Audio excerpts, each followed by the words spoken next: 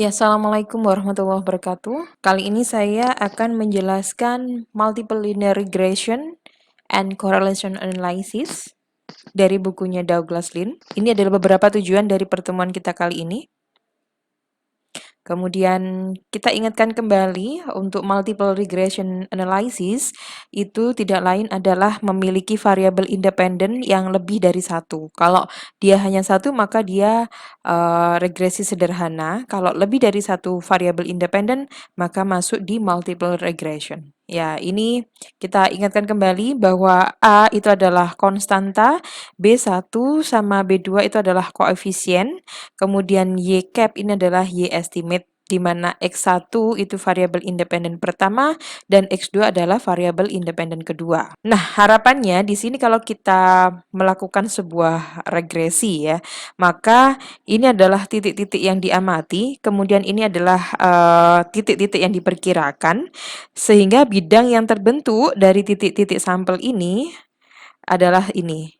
Ya, jadi kita membuat sebuah bidang intinya karena dia lebih dari satu variabel independen. Ini X1 dan juga X2. Kita contohkan di sini untuk soal multiple regression analysis. Salisbury Realty menjual rumah sepanjang pantai timur Amerika Serikat. Salah satu pertanyaan yang paling sering diajukan oleh calon pembeli adalah, jika kami membeli rumah ini, berapa banyak biaya yang akan kami keluarkan untuk memanaskan rumah ini sepanjang musim dingin? Kemudian Departemen Penelitian di Salisbury telah diminta untuk mengembangkan suatu panduan tentang biaya pemanas untuk rumah untuk keluarga tunggal. Tiga variabel yang dianggap berhubungan dengan biaya pemanasan adalah yang pertama, rata-rata temperatur harian di luar ruangan. Kemudian yang kedua adalah tebal insulator di tingkat atas dalam satuan inch di sini. Kemudian untuk perapian dalam satuan tahun.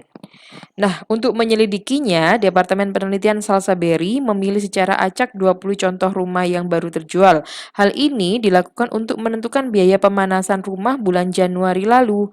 Begitu juga dengan temperatur luar ruangan di daerah itu pada bulan Januari. Tebal insulator di tingkat atas dan umur dari perapiannya. Contoh informasinya adalah seperti ini.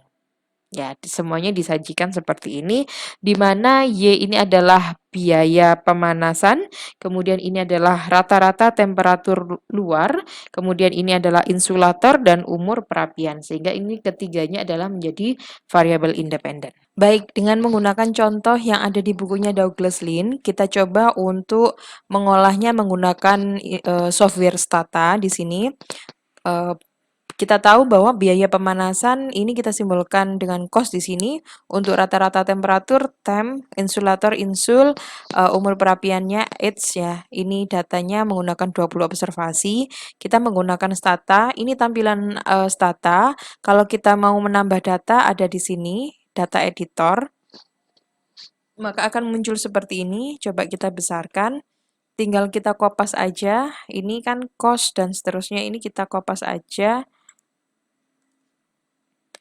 Kemudian nanti ada ketika kita paste, ada pertanyaan apakah first row itu akan menjadi nama dari variabel tersebut. Kita klik variable name saja, maka yang atas akan menjadi nama variabelnya. Oke, kalau sudah kita kecilkan kembali, kita ke menu utama Stata, ini akan muncul secara otomatis data kita. Nah, untuk melakukan regresi, kita ketik aja reg. Kemudian kita klik di sini ada ketika kita kursor arahkan ke nama variabelnya akan muncul ini ya, tanda panah melengkung ini kita ambil aja cos, kemudian temperatur, insul, dan H. Nah, peletakan ini juga punya makna. Jadi kalau cos ini berarti dia variabel dependen, jadi didahulukan. Baru setelah itu urutan antara temperatur, insul, sama H-nya terserah mau bolak-balik juga nggak apa-apa. Kemudian kita enter. Nah, hasilnya akan seperti ini koefisiennya. Sekarang kita bandingkan dengan hasil yang ada di bukunya Douglas Lin ya. Kalau kita lihat ini konstantanya 427 sama ya. Untuk temperatur negatif 4,58, insul negatif 14,83. X3, H 4,101. Jadi sama. Hasil antara Stata sama Minitab ya, ini yang digunakan oleh Douglas Lynn. Jadi hasilnya sama gitu. Nah, sekarang cara membacanya, cara interpretasinya bagaimana? Dari sini ini sudah jelas banget. Ini diketahui ada SS model ya. SS model itu SS estimate kemarin, kemudian SS residual atau SS error, kemudian DF-nya berapa, MS-nya berapa kita tahu. Nah, kita tulis variabelnya akan menjadi seperti ini. Ya, ini adalah konstantanya, kemudian ini koefisien masing-masing variabel independen tadi, gitu. Jadi, kalau kita lihat, ini belum dilihat masalah probability-nya ya. Jadi kita lihat dulu, oh sekilas sih X1 berpengaruh negatif terhadap Y, X2 berpengaruh negatif dan X3 berpengaruh positif. Kalau maksudnya di sini adalah, kalau misalnya ini dulu deh, X1 dulu. Artinya apa? Kalau X1-nya naik sebesar satu satuan, jadi X1 tadi itu merupakan rata-rata temperatur ya. X1 adalah rata-rata temperatur. Jadi kalau temperaturnya naik, satuannya adalah derajat Fahrenheit. Jadi kalau naik 1 derajat Fahrenheit, maka biayanya itu akan turun sebesar 4,5. Kata satuannya dolar berarti 4,5 dolar. Kalau ini menunjukkan insulator, satuannya inci. Jadi kalau insulatornya naik sebesar 1 inci, maka biaya pemanasan itu akan turun sebesar 14,83 dolar. Sedangkan kalau ini menunjukkan umur perapian dalam satuan tahun. Jadi kalau umur perapiannya itu naik sebesar 1 tahun, semakin tua 1 tahun, maka biaya pemanasan itu akan naik sebesar 6,1 dolar, kayak gitu. Nah, sekarang kita diminta untuk mengestimasi di sini jika outside temperaturnya itu 30 derajat Fahrenheit, kemudian insulatornya itu 5 inci, kemudian perapiannya, furnace-nya usianya 10 tahun. Maka kita masukkan aja di sini angkanya, tinggal berarti kita bisa mengestimasi bahwa biayanya itu akan sebesar 276,56 kayak gitu. Nah, sekarang setelah kita mengestimasi apakah hasil dari regresi linear tersebut itu bisa langsung kita terima gitu ya. Jadi kita harus melihat seberapa cocokkah persamaan yang kita hasilkan dengan data. Nah, yang pertama kita mencari multiple standard error of estimate. Kita mencari multiple standard error of estimate-nya untuk variabel 1, 2, 3 dan sampai ke seterusnya. Rumusnya seperti ini, yaitu akar dari sigma Y min Y cap kuadrat per N min K plus 1. Di mana Y adalah nilai pengamatan sebenarnya, Y cap adalah nilai estimasi yang diperoleh dari persamaan regresi, N adalah jumlah pengamatan dalam sampel, dan K adalah jumlah variabel bebas. Ini cara rumusnya sama, kita cari Y min Y cap-nya dulu, kan kita udah dapat persamaannya tuh, kita nyari Y cap-nya, setelah nyari Y cap-nya kemudian Y dikurangi Y cap, kemudian dikuadratkan, kemudian ditotal. Hasilnya seperti ini, kita masukkan angkanya, kemudian ketemunya 51,05. Ini untuk kesalahan standar estimasi. Nah, ini maknanya sama. Jadi bagaimana kita menjelaskan bahwa makna dari kesalahan standar estimasi sebesar 51,05. Jadi ini seperti kesalahan ketika kita menggunakan persamaan untuk menghitung biaya. Pertama, satuan-satuannya sama dengan satuan variabel terikat. Jadi kesalahan standar itu satuannya adalah dolar di sini. Kemudian kedua, kita mengharapkan residu itu mendekati distribusi normal. Jadi sekitar 68% dari residu akan bernilai plus minus 51,05. Jadi kenapa 68%? Itu kalian ingat di aturan standar normal itu bahwa di ke kanan satu ini dikurangi 1 standar deviasi, ini bertambah 1 standar deviasi dan seterusnya. Kayak gitu ya. Nah, di dalam multiple regression dan korelasi itu terdapat beberapa asumsi. Yang pertama, independent variable dan dependent variable ini memiliki hubungan yang linier karena kan kita menggunakan analisis linier berkanda. Kemudian dependent variable itu harus continuous, data yang bukan discrete gitu. Kemudian paling tidak ini adalah interval scale ya, interval scale misalnya berapa 0, berapa gitu dan seterusnya. Kemudian residual itu harus sama untuk semua nilai Y. Jadi residualnya harus sama. Kemudian jika ketika residualnya itu semua sama, itu disebut dengan homoscedasticity. Nah, sebaliknya kalau residualnya itu berbeda-beda, misalnya ini estimate, ini residualnya berbeda-beda misalnya, itu yang kita sebut dengan heteroscedasticity. Nah, itu tidak diperkenankan di dalam asumsi analisis regresi. Kemudian residual ini harus mengikuti normal distribution di mana rata-rata dari residual itu adalah 0. Kemudian successive value dari dependent variable itu maksudnya dari antar variabel independen itu tidak boleh saling berkorelasi satu sama lain. Jadi kalau kita mau memilih X1, X2-nya, S3 itu nggak boleh saling berkait satu sama lain. Makanya analisis regresi ini adalah analisis yang teoritik. Jadi harus didasari dengan teori kemudian kita buktikan kayak gitu. Kita lihat di ANOVA tabel ya. Ini menunjukkan variasi dari dependent variable. Explain variation itu artinya yang bisa dijelaskan oleh independent variable, sedangkan unexplained atau random variation itu tidak bisa diukur atau dijelaskan oleh independent variable. Contohnya di hasil ANOVA tabelnya itu kalau di stata tadi kita udah langsung ketemu kan nilai SS dan seterusnya itu. Nah, kita ingat kalau dari hasil estimasi multiple determination coefficient of multiple determination atau R square itu disimpulkan dengan R square dan nilainya adalah 0 sampai 1 dan tidak pernah negatif. Di mana coefficient of multiple determination itu adalah SSR dibagi dengan SS total. Ini jangan dilupakan ya. Jadi, kalau kita lihat tadi, ini SS sama ininya ya. Jadi R square-nya itu adalah SSR, di sini 171 ini dibagi dengan SS total yaitu 212 ketemunya 0,8. Nah, kalau di stata itu bisa langsung keluar. Nah, kayak gini. R square-nya ini adalah 0,8.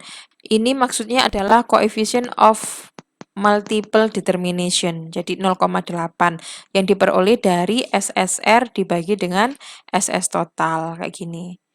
SSR SSR yang dimaksud di sini kalau istilahnya eh Lean itu adalah regression ya. Jadi di sini adalah model. Jadi 171 dibagi dengan SS total. Bukan SS residual ya. SS residual di sini adalah SS error atau SSE-nya di bukunya Lean. Kemudian adjusted coefficient of determination. Nah, ini rumusnya seperti ini. SSE dibagi degree of freedom-nya. Kemudian kita masukkan rumusnya ketemu 0,77. Kalau di hasil stata ini udah langsung kelihatan di adjusted R square 0,7675. Jadi mirip. Jadi begitu nilainya. Paling tidak Anda itu bisa tahu ya angka-angka ini dari mana sehingga mungkin ini untuk antisipasi kadang ada mahasiswa yang curang misalnya atau mungkin siapapun yang curang misalnya mau kok nggak signifikan terus sama dia habis dari software kayak gini dikopas ke Word kemudian diganti angkanya. Nah, kalau dosen statistik itu dia bisa ngitung, tahu kalau kita itu memanipulasi misalnya kayak gitu.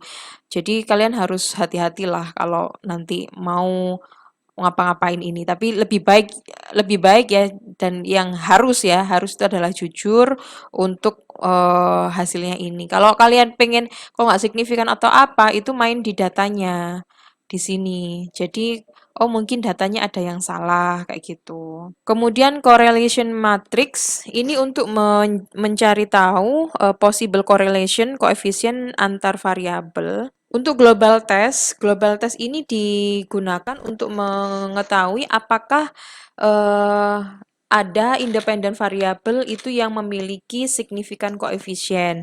Jadi kan kita memiliki 3 independen variabel kan tadi, berarti beta 1 sama dengan beta 2 sama dengan beta 3. Nah, ini karena K keberapa itu sama dengan 0. Nah, kemudian H alternatifnya not all beta itu equal dengan 0. Jadi artinya kalau ada satu saja beta yang tidak equal dengan 0 gitu, maka berarti tidak ada korelasi begitu. Jadi global test ini menggunakan statistik F ya, di mana K adalah jumlah independen variabel dan N itu adalah jumlah observasi. Nah, mereject H0 jika nilai F itu lebih besar dari nilai F statistiknya. Nah, sekarang kita lihat di sini F distribution itu sifatnya dia tidak pernah negatif, jadi selalu one tail right side begini.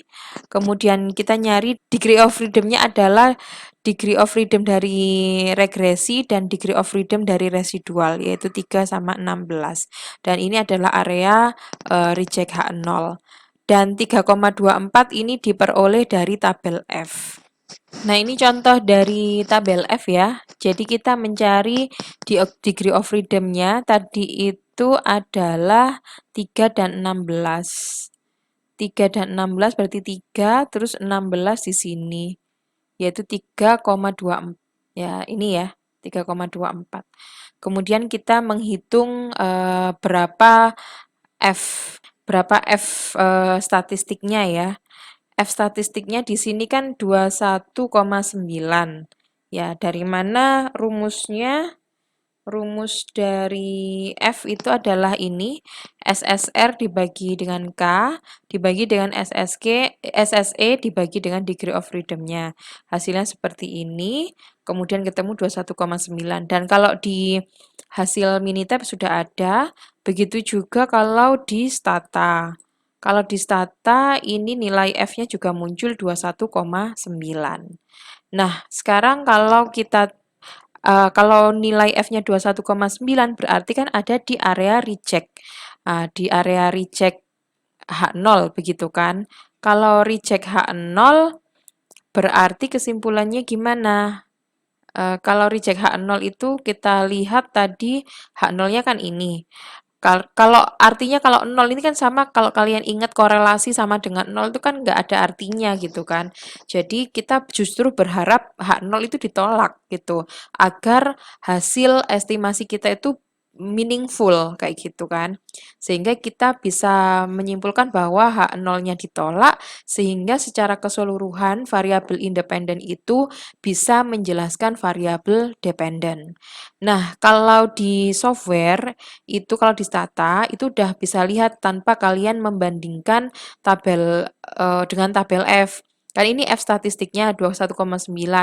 Tabel F-nya kan nggak disajikan. Nah, kita melihatnya dari probabilitas F. Jadi probabilitas F ini kalau nilainya kurang dari alfa, yaitu 1%, 5%, dan 10%, atau 10%, maka dia berarti signifikan, yaitu mereject H0 kesimpulannya. Jadi kalau nilai probabilitas F itu kurang dari 1% atau 5% atau 10%, maka reject H0. Artinya apa? Secara keseluruhan, variabel temperatur, insul, dan age itu secara bersama-sama mampu menjelaskan variabel dependennya, yaitu cost, kayak gitu. Nah, sekarang kita lanjutkan dengan mengevaluasi individual regression. Di mana di sini H0-nya adalah beta 1 sama dengan 0 dan H alternatifnya adalah beta 1 tidak sama dengan 0. Ini sekali lagi sama seperti aturan di korelasi, kalau beta 1 sama dengan 0 berarti variabel tersebut tidak memiliki hubungan dengan variabel dependennya. Harapannya berarti kan kalau H0-nya seperti ini, kita berharap agar variabel dependen tersebut punya kaitan kan. Berarti harapannya kan reject H0 kayak gitu. Kita mencari berapa nilai T. T itu adalah BI dikurangi dengan 0 dibagi dengan SBI, di mana BI itu tidak lain adalah koefisien dari variabel tersebut dibagi dengan standar errornya, kayak gitu. Nah, ini kita menghitung satu-satu untuk temperatur, untuk insulation, kemudian sama untuk pemanasnya, usia pemanasnya, kayak gitu. Jadi kita hitung masing-masing, di recheck, ingat area recheck kan mesti di sebelah kanan kiri gitu ya.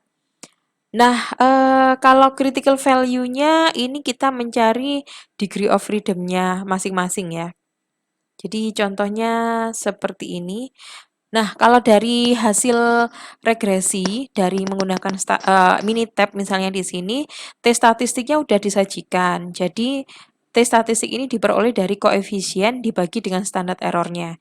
Jadi 427 dibagi 194 427,194 dibagi 59 ini hasilnya adalah T. Nah, kalau kita lihat di Stata itu juga menyajikan hal yang sama, muncul T di sini. Jadi koefisien dibagi dengan standar error. Kemudian kita hitung dan ini critical value-nya adalah 2,12. Itu kalian bisa lihat di tabel T ya. Dengan degree of freedom-nya adalah N min K plus 1. Jadi kita mencari degree of freedom-nya adalah N min K plus 1. Jadi kalau N-nya tadi kan 20 dikurangi K-nya adalah 3 variabel independen ditambah 1 berarti sama dengan 16. Sekarang kita lihat tabel T, karena misalnya kita menggunakan alfa 5% ya. Alfa 5% berdistribusi normal berarti kan kanan kiri. Berarti 0,025 one tail, kemudian degree of freedom-nya adalah 16, ketemu 2,12. Jadi confirm ya, ini menggunakan 2,12. Nah, berarti ini adalah area reject H0 dan ini juga area reject H0, kayak gitu. Nah, ternyata coba kita perhatikan dari sini misalnya T-nya ini kan semuanya di atas, baik di kiri ataupun di kanan dari 2,12. Berarti enggak sih, kecuali ini ya, kecuali ini. Ya, ini 1,52 berarti kan ada di daerah do not reject H0. Berarti dia sendirian yang ditolak. Artinya apa ya, tidak signifikan ya. Age ini tidak usia ini tidak signifikan mempengaruhi variabel dependen, kayak gitu. Seperti itu. Jadi apa aja yang dibaca di dalam hasil regresi ya. Jadi kalian perhatikan yang pertama adalah baca R square-nya dulu, kemudian adjusted R square, baca F-nya, lalu baca individualnya, kayak gitu ya. Nah, kalau di Stata itu sudah disediakan, jadi kalian nggak perlu mencari tabel T, tetapi dengan membandingkan statistik ini, T statistik ini, cukup melihat dari probabilitas T-nya saja. Kalau dia lebih besar dari 1% atau 5% atau 10%, pilih salah satu, maka itu berarti dia do not reject H0, artinya tidak signifikan berpengaruh terhadap variabel dependen. Kayak gitu. Nah, setelah mengevaluasi itu semua, untuk analisis regresi ini kita ada beberapa asumsi yang harus dipenuhi. Yang pertama itu adalah terdapat hubungan yang linier. Ya, oleh karena itu terdapat hubungan garis lurus antara variabel terikat dengan sekelompok variabel bebas.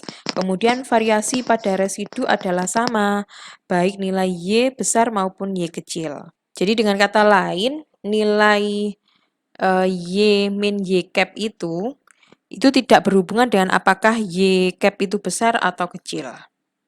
Kemudian residu mengikuti pola probabilitas normal. Jadi rata-ratanya itu harus bernilai 0, kemudian residunya bersifat, variabel-variabel bebasnya tidak boleh saling berkorelasi, dan yang kelima residunya bersifat saling bebas. Nah, sekarang kita menganalisis Ingat residual itu difference dari Y dan predicted ya. Jadi Y min Y cap ini adalah residual. Kemudian, nah ini untuk melihat hubungan linear kita bisa melihat melalui diagram pencar atau scatter plot seperti ini, melihat apakah ada kaitannya negatif atau positif kayak gitu kan. Jadi satu-satu, jadi scatter plot cost dan temperatur. Kalau lihat dari sini sekilas sih kayaknya dia negatif.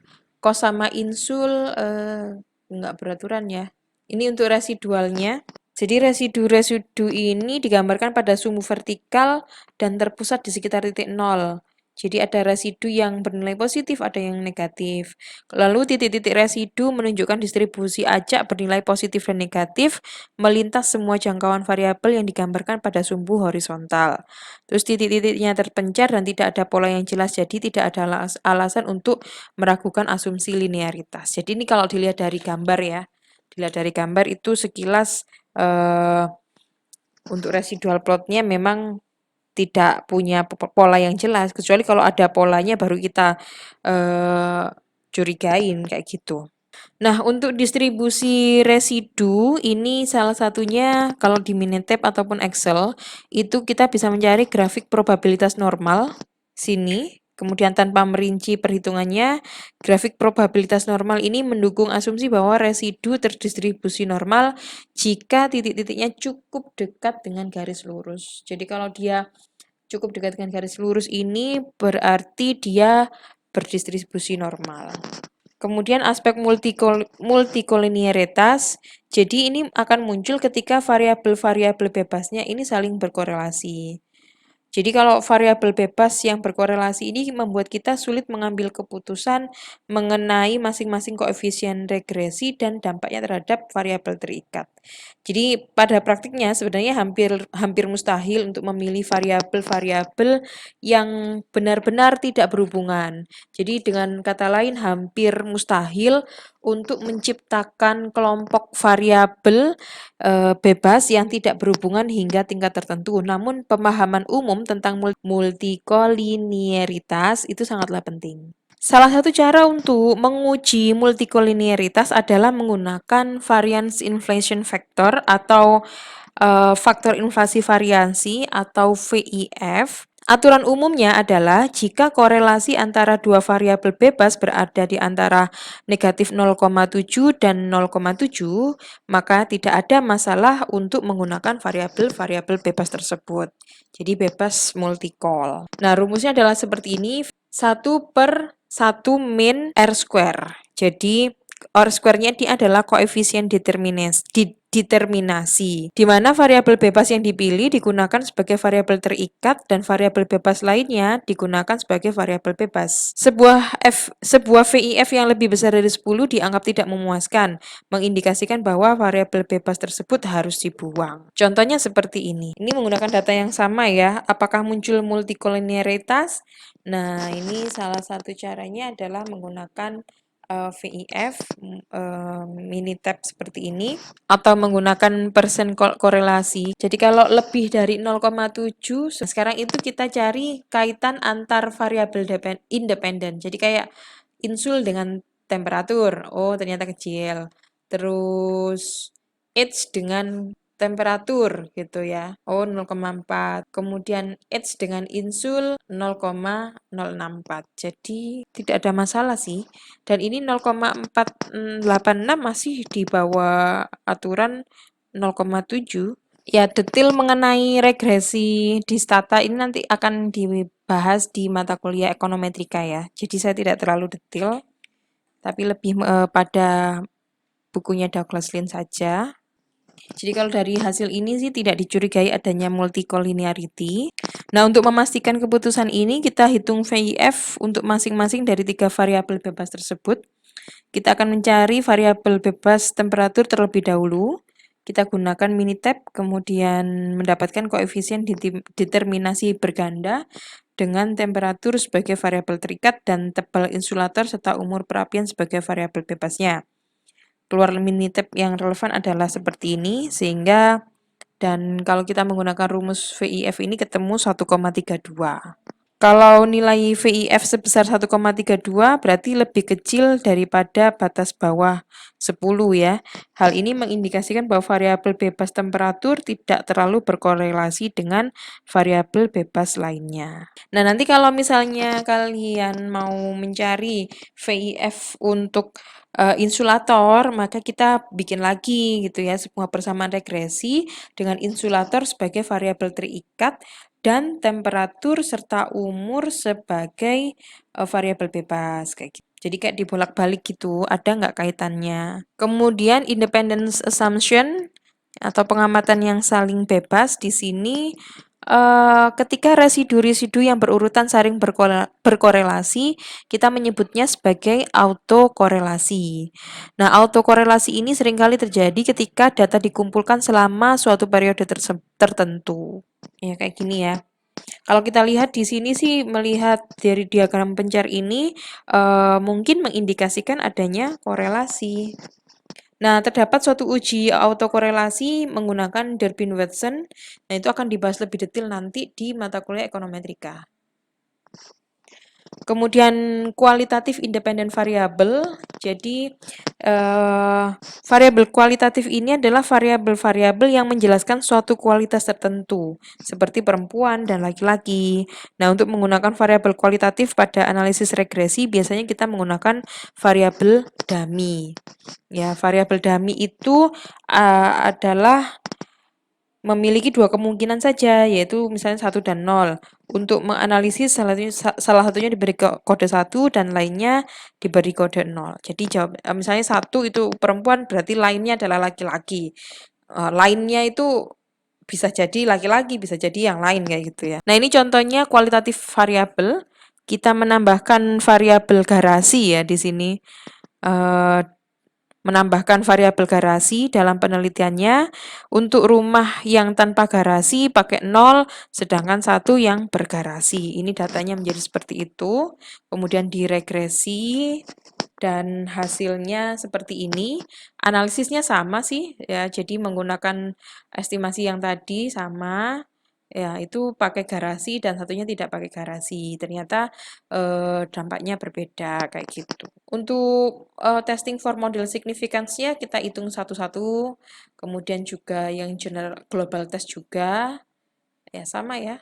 Kurang lebih sama seperti itu. Kemudian selanjutnya adalah stepwise regression atau regresi berjenjang. Regresi berjenjang ini metode tahap demi tahap untuk mendapatkan persamaan regresi yang bermula dari satu variabel bebas dan menambah atau mengurangi variabel terikat satu demi satu. Hanya variabel bebas dengan koefisien regresi bukan 0 yang dimasukkan dalam persamaan regresinya. Jadi gitu. Nah, misalnya kita yang pertama untuk kasus yang tadi ya. Yang pertama misalnya kita langkah-langkahnya prosedur berjenjang memilih variabel bebas temperatur dulu. Variabel ini menjelaskan lebih banyak variasi dalam pemanasan daripada ketiga variabel lainnya, kayak gitu. Kalau kita lihat di sini dia satu-satu ya ini ya, temperatur. Kemudian variabel bebas berikutnya yang masuk dalam persamaan regresi adalah garasi.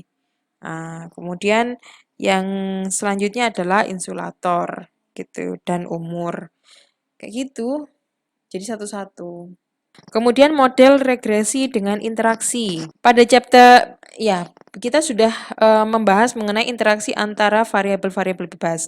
Nah, untuk menjelaskannya misalnya kita mempelajari penurunan berat dan mengasumsikan seperti yang banyak kita percaya saat ini bahwa diet dan olahraga saling berhubungan. Jadi variabel terikatnya adalah jumlah perubahan berat badan dan variabel bebasnya adalah diet, iya atau tidak. Dan olahraga tidak, cukup, dan banyak. Kita ingin mengetahui apakah terdapat interaksi antara variabel-variabel bebasnya. Nah, dengan demikian, jika seseorang yang diteliti mempertahankan diet dan olahraga mereka secara signifikan, apakah itu akan meningkatkan jumlah rata-rata penurunan berat badan mereka? Apakah jumlah total penurunan berat badannya lebih banyak daripada jumlah penurunan hanya karena diet dan hanya karena olahraga? Nah, kita bisa mengembangkan ide ini. Nah, yang pertama adalah memilih dua variabel berskala nominal, yaitu diet dan olahraga. Kita dapat mempelajari akibat atau interaksi dari beberapa variabel berskala rasio. Seperti contoh, kita pengen ya seperti ini ya, menggunakan variabel interaksinya. Jadi, apakah saling berinteraksi satu sama lain. Ini nanti terjadi di dependent independent ya. Bagaimana kita mempelajari bagaimana dampak perubahan waktu dan juga eh, waktu dan antara yang dapat treatment sama tidak itu saling berinteraksi apa tidak. Kayak gitu. Jadi kayak kita kalau penurunan berat badan dipengaruhi oleh diet dan olahraga.